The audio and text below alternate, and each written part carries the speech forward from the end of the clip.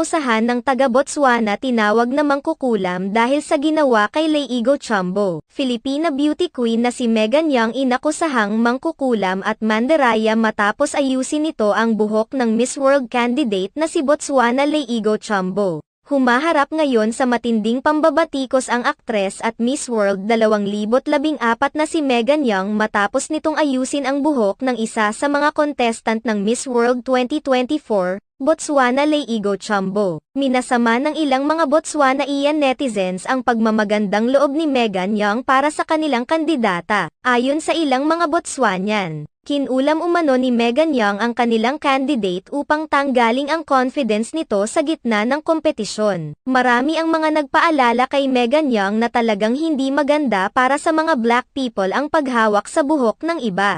Gayunpaman naniniwala na si Laigo Chambo na walang basehan ang ibinabatong pambabatikos kay